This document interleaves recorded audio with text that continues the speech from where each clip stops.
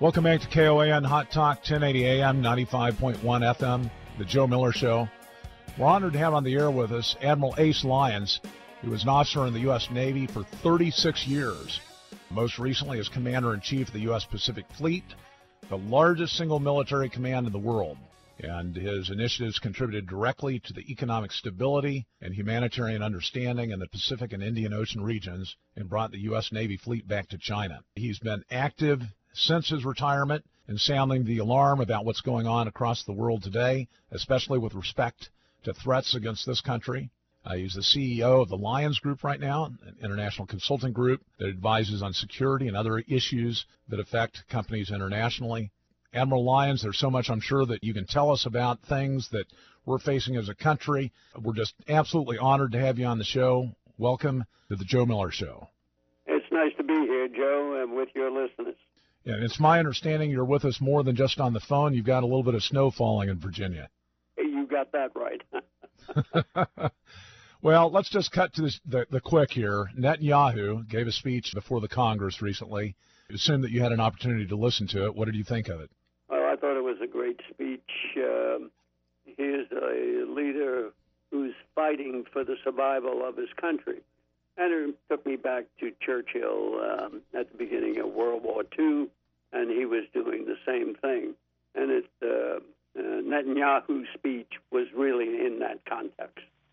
So do you believe that the Israeli perspective of the threat that Iran poses to their very existence is exaggerated, or do you believe that they really do think that their very existence is at stake? Well, their very existence is at stake. You know, let's face it. Iran has been at war with the United States for over 35 years. They have caused the lives of thousands of Americans. And your listeners should never forget that Iran provided the key military and material and training support to the 9/11 hijackers. Without that support, that 9/11 tragedy could never have happened, and 3,000 innocent Americans wouldn't have lost their lives. Iran has been at the center of the world's leading state sponsor of terrorism. They have an apoplectic mindset that they believe a holy war, a catastrophic holy war, will bring back their leader. Their mentality is a 7th century mentality, and it is an evil regime that cannot be trusted. We've seen this time and time again.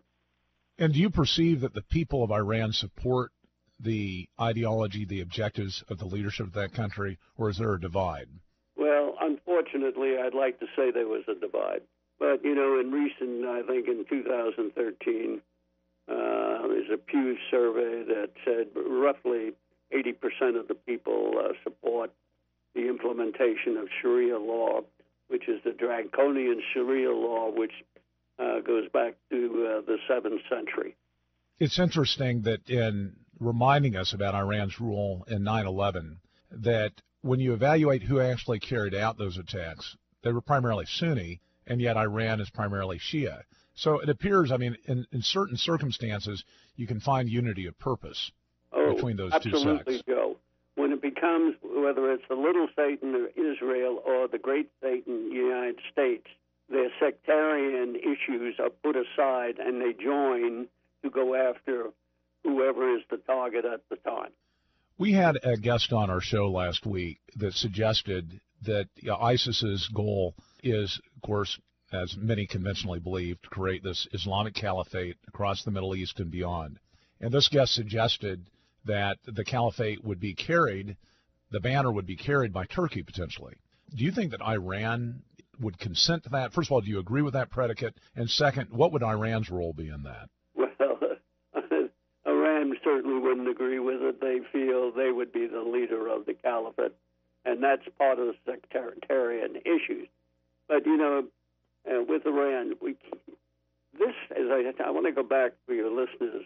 They've been at war with us for 35 years, starting with their takeover of our embassy in Tehran in November 1979. We had an opportunity then to cut off Islamic fundamentalism at the knees. We were going to take Karg Island, and President Carter rejected it out of hand. The next time, they went ahead, and then we had countless murders, kidnappings, and so on. And in April of 1983, we had our embassy in Beirut blown up. 63 were killed, including our key Middle East expert, Bob Ames, plus many other of our CIA operatives. That same year, October 23rd, 1983, a massive truck bomb exploded at our Marine barracks in Beirut, killing 241 of our finest military personnel. I can tell you this, we had positive proof the orders for that bombing came out of Tehran. I personally happened to have the planes loaded. We were ready to attack. We were going to wipe out the core group of Hezbollah and the Islamic Amal who were holed up at the Sheikh Abdullah barracks, which was an army barracks that they had taken over on the 16th of September. And regretfully, the one who sabotaged the strike was none other than our Secretary of Defense.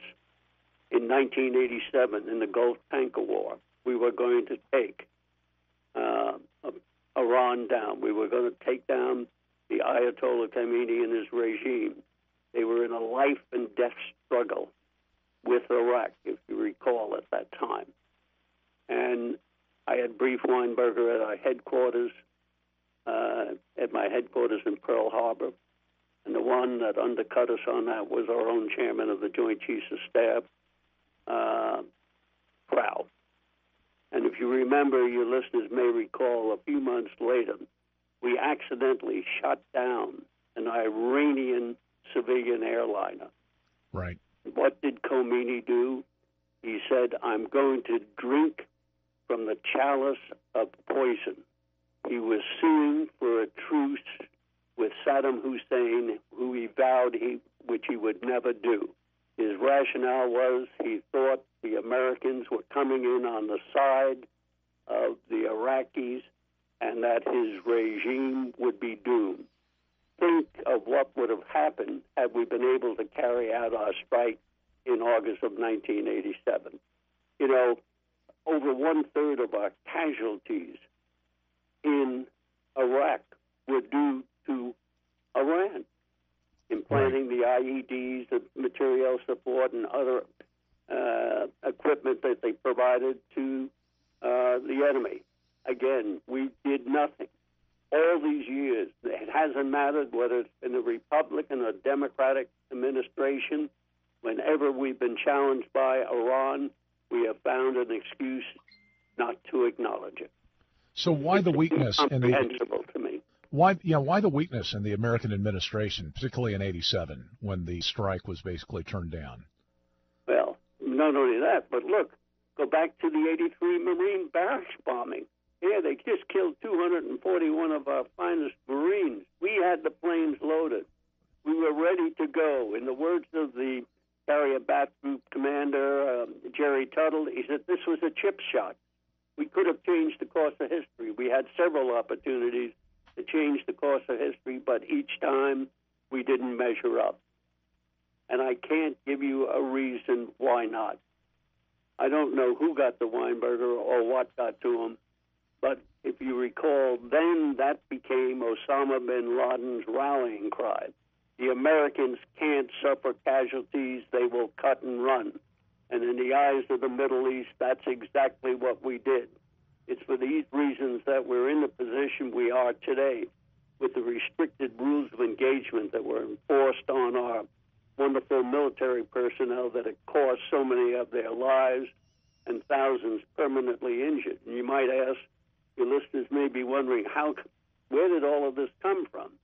Well, I can trace it back to the Muslim Brotherhood and their penetration, which has gone on for years, and it started long even before the Clinton administration. But it's been greatly accelerated under the Obama administration, where they've been able now to penetrate every one of our national security agencies and intelligence agencies. In fact, they have carte blanche entree into the White House. They're almost, I would consider them a de facto cabinet member. And you have to say, Admiral Lyons, we're reaching the bottom of the hour here. I'd like to hold you over for another segment, if that's all right.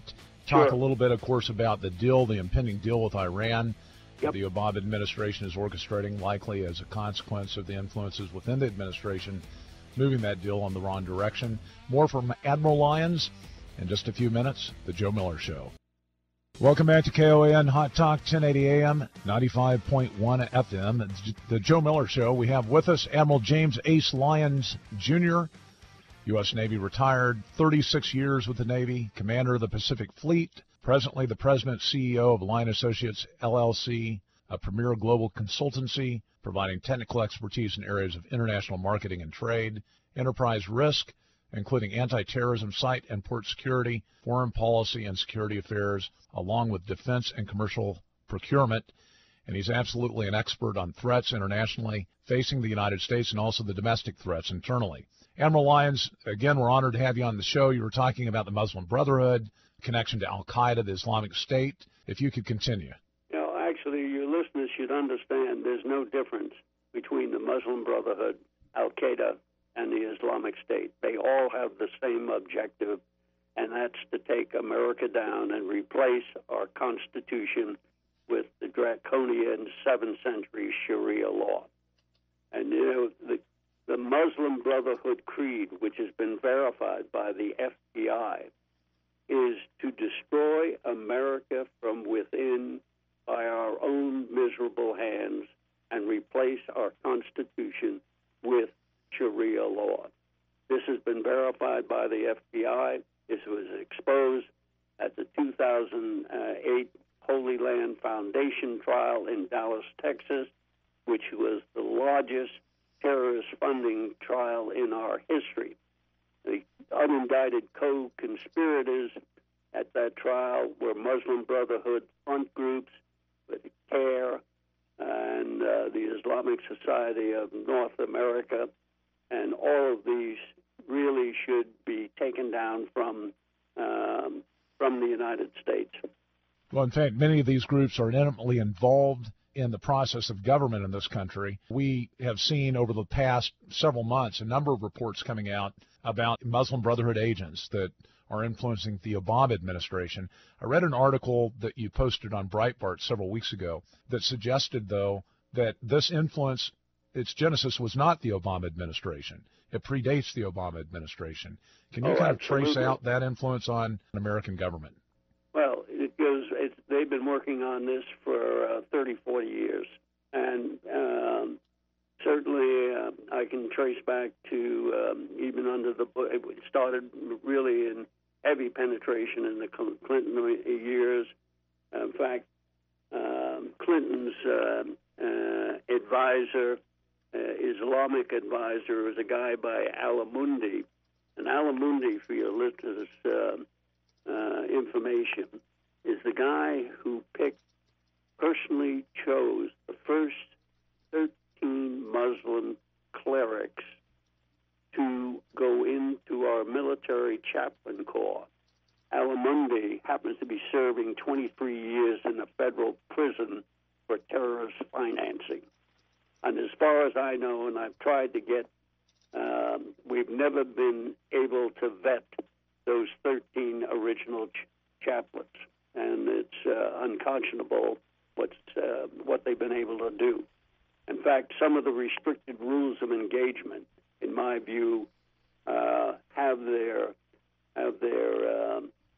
genesis coming out of the Muslim Brotherhood that unnecessarily exposed our wonderful military personnel to these draconian restricted rules. In fact, our enemy, the Taliban, knew the rules better than we did. If you saw an enemy implanting an IED, and if he was walking away, you couldn't shoot him. This is nonsense. Yeah, it's amazing to me, too, when I look back on my military service, Desert Storm, this is 1991, in Saudi Arabia. When we were based over by Khobar Towers, there were a number, I don't know what you call them, Muslim missionaries or evangelists, that almost we were forcibly exposed to. Now, I'm sure that Saudi Arabia had something to do with that, but there's no doubt that the hierarchy in the military knew what was going on, probably could have stopped it. But we suspected at the time there was something afoot, certainly looking at what's happened since. I guess I wouldn't put anything past them as to whether or not this has even a longer term than, say, 20 years. They look at these type of conflicts in terms of not even decades, but centuries, right? Absolutely.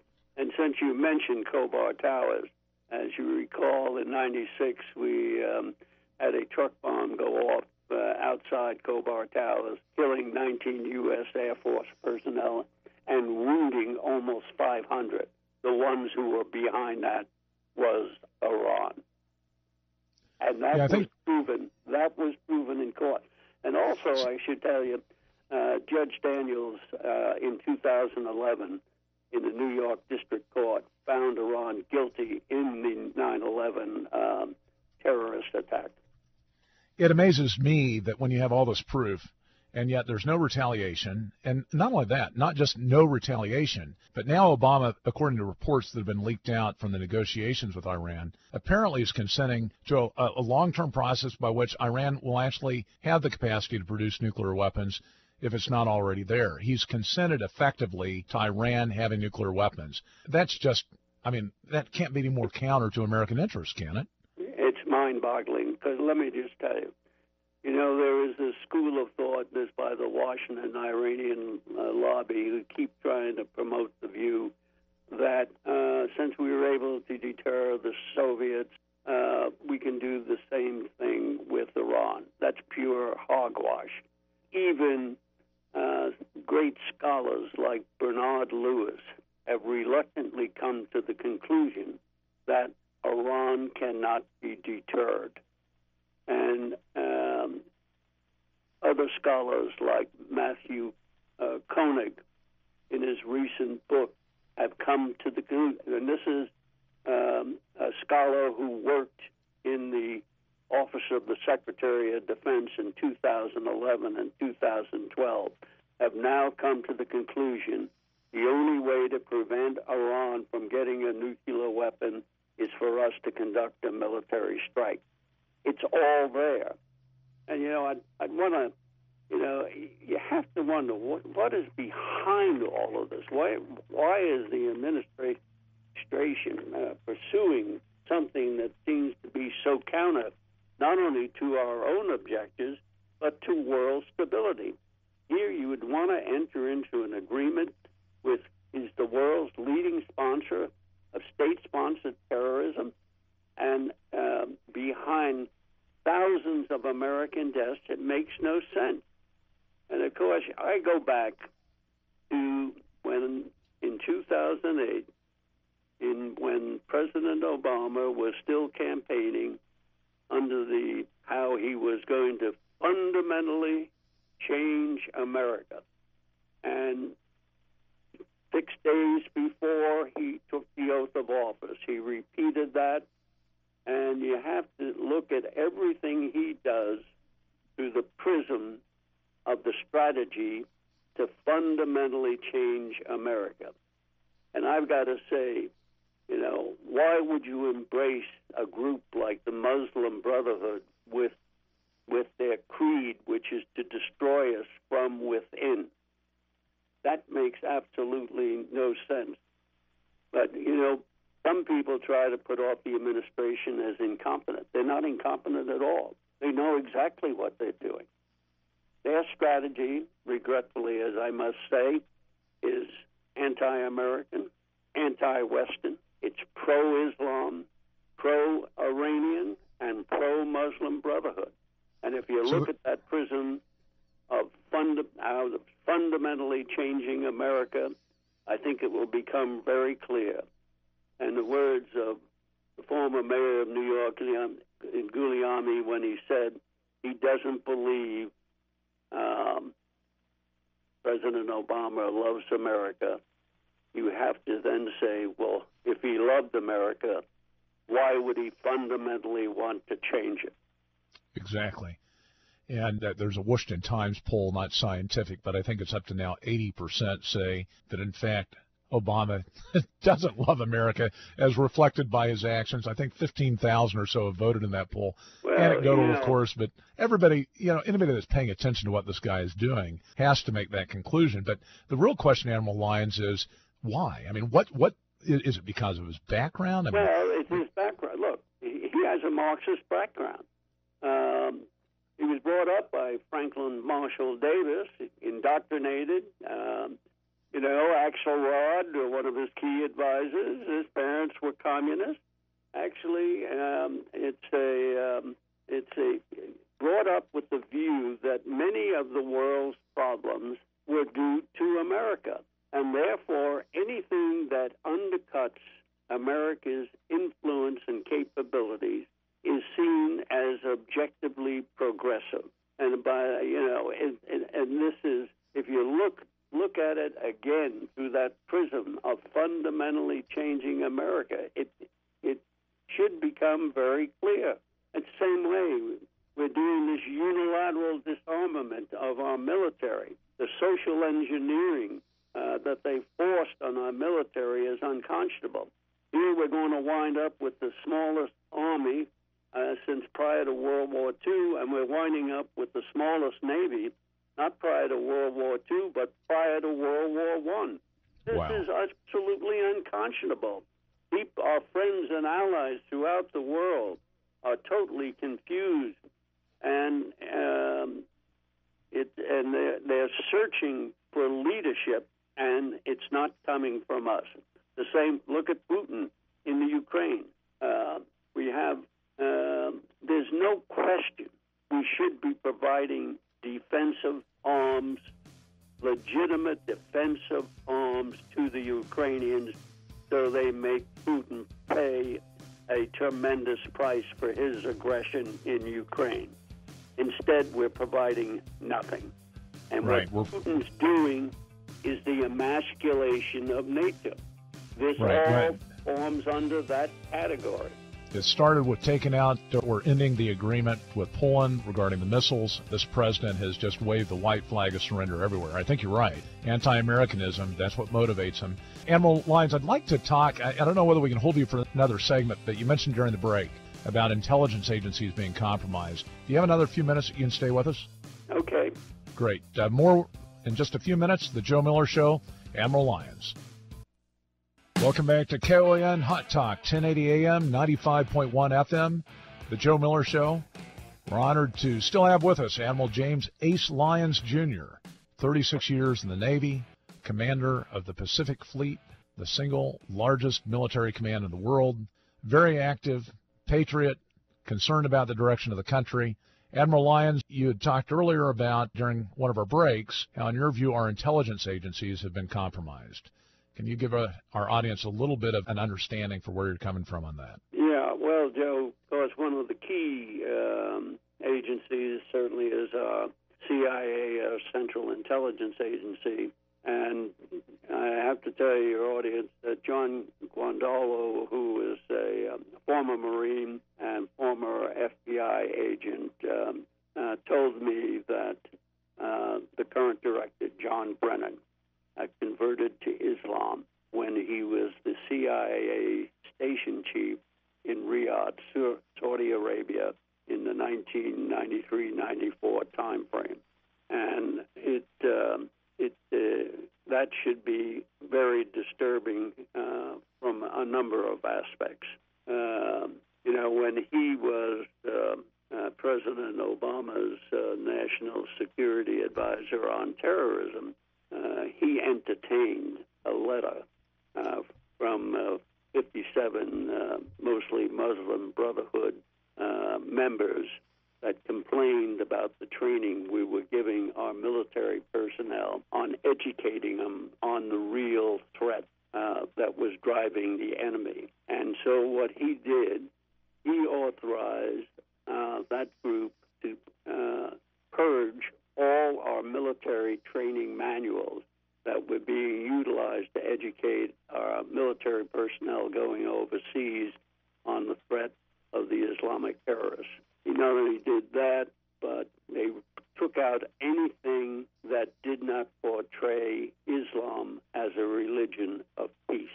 Now, you have to be brain dead to not understand. You know, there's 109 verses in the Quran which we would consider sanctioning aggressive action, violent action. And in fact, in chapter 2, verse 106, it says the more extreme it's the section on abrogation. The more extreme verses take precedent over the less violent ones. And that lays it all out. Now, you know, when Jim Clapper, who was the director of our national intelligence, he classified the Muslim Brotherhood as basically a secular organization. This is mind-boggling to me when you know what their creed is, which is to destroy America from within. How could he make such a statement? Who are his advisors? And you have to look at who. It's the Muslim Brotherhood who have many key positions, not only there, but in advising the Department of Homeland Security, certainly the National Security Staff. And this goes back, even the Director of National Intelligence before Clapper declared that Iran had really given up its drive to achieve a nuclear weapon program. They never gave up anything. So is it more than just they've been increasing it all these years? Are these folk that are working within the intelligence agencies, it's more than just the appointees, right? I mean, there are actual bureaucratic members, staffers that are also well-vested. They've been seeding these people, putting them in as GS-14s, GS-12s. So, you know, they're there.